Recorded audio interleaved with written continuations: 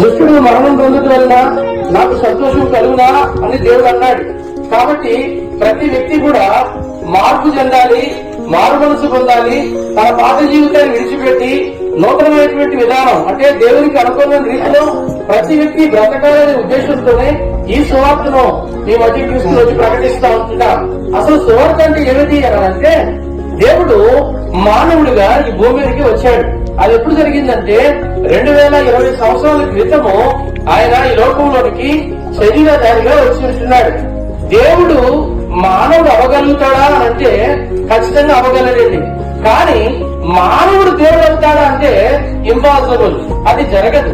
కానీ చాలా చోట్ల మీరు గమనిస్తే మనుషులే దేవుడిగా కొలబడుతూ ఉన్నారండి, మనుషులే దేవుడిగా కొలబడుతున్నారు. కానీ నేను చెప్తున్నటువంటి విషయం ఏంటంటే దేవుడే మానవుడు అయ్యాడు. 2020 సంవత్సరాల క్రితం దేవుడే మానవుడిగా కన్య మరియ గర్భము ద్వారా ఈ భూమి మీదకి వచ్చి 33.5 సంవత్సరాలు ఆయన శరీరధారిగా జీవించారు. అయితే ఆయన జీవించిన సంవత్సరాలలో ఎప్పుడూ కూడా ఎక్కడ కూడా ఆయన పాపం చేయలేదు. అందుకని ఆయన ఏమన్నారంటే నేను పాపము, నాలో పాపం ఉన్నదని, నేను పాపము చేశానని మీలో ఎవరైనా చెప్పగలరా అని ఆ పెద్ద సమాజాన్ని ఆయన ప్రశ్నించినట్టుగా మనం చూడగలం. అయితే పిల్లగా బైబిల్ గ్రంథంలో రాయబడుతా ఉంది ఆయన పాపము లేనివాడు, పాపంలో చేరక ప్రతీకముగా ఉన్నవాడు అని యేసు ప్రభువు గురించి రాయబడింది. అయితే ఇంతకీ మరి మీరు అనొచ్చు మాకు కూడా ఉన్నారు కదండి, మాకు కూడా మా కులదైవం ఉంది లేకపోతే ఫలానా ఉంది అని మీరు అనవచ్చు. ప్రియులారా యేసు ప్రభు వారికి ఉన్నటువంటి విశిష్టతను ఏమిటి అంటే ఆయన మానవాళి యొక్క అందరి పాపముల కొరకు తన ప్రాణాన్ని కల్వరి శిలువలో బలిగా అర్పించారు. చేతుల్లో మేకులు వేయబడినవి, కాళ్ళలో మేకులు వేయబడినవి, తలపైన మొల్ల కిరీటము కట్టబడింది, శరీరం అంతా కూడా కొరడ కర్రలతో కొట్టబడుతూ వచ్చింది. ఆయన మరి రక్తము దారుదారులుగా చెరువు పైన చిందించి ఆ తర్వాత ఆయన చనిపోయారు. చనిపోయిన తర్వాత సమాధి చేయబడ్డాడు.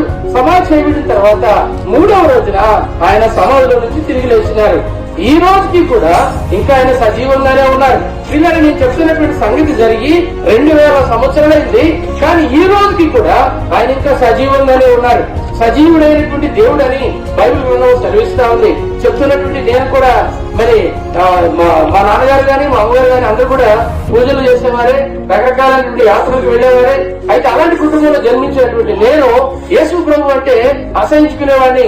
యేసు ప్రభు అమెరికా వాళ్ళకి దేవుడు, లేకపోతే ఫలానా కులం వాళ్ళకి దేవుడు, లేకపోతే ఇంకొకరికి దేవుడు అనుకునేవాడినే తప్ప యేసుక్రీస్తు అందరికీ దేవుడు అనే సంగతి నాకు తెలియదు.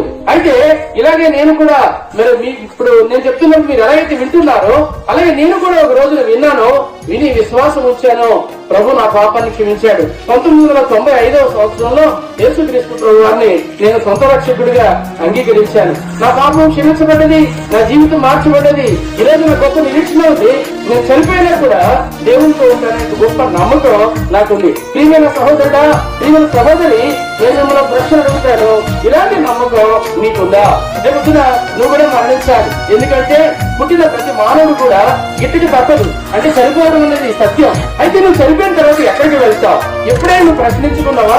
చనిపోయిన తర్వాత నువ్వు ఎక్కడికి వెళ్తావు? చాలా మంది ఏమనుకుంటుంటే చర్చ్ మీద ఎక్కడికి వెళ్తామండి, బట్లకు వెళ్తావు అని అనుకుంటారు. నిజమే, మానవులందరూ బట్లకు పోయినప్పటికీ కూడా మానవులు ఉన్న ఆత్మ సజీవంగా ఉంటుంది. పిల్లగా మనిషి మట్టి శరీరంతో కనుక ఈ శరీరం మాత్రమే బతకపోతుంది, కానీ ఆత్మ మాత్రం ఎలుగాలు బ్రతికే ఉండాలి. ఆత్మ ఉండడానికి దేవుడు 2 స్థలాలు సిద్ధపరిచాడు. ఒకటి పరలోకము, మరొకటి పాతాళం. నీకు పరలోకం కావాలా పాతాళం కావాలా అనేది ఈ భూమి మీద ఉన్నప్పుడే నువ్వు తీర్మానం చేసుకోవాలి. నీ పాపములు క్షమించబడితేనే ఆ పరలోకం అంటే స్వర్గదేశానికి నువ్వు చేరుకోగలుగుతావు.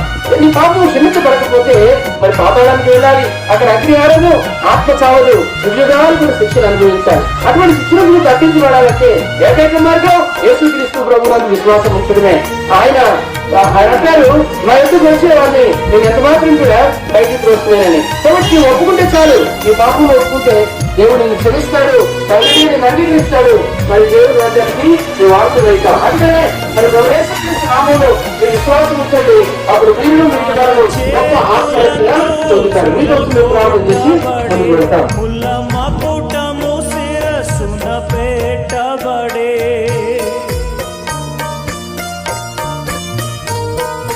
కాల చేతుల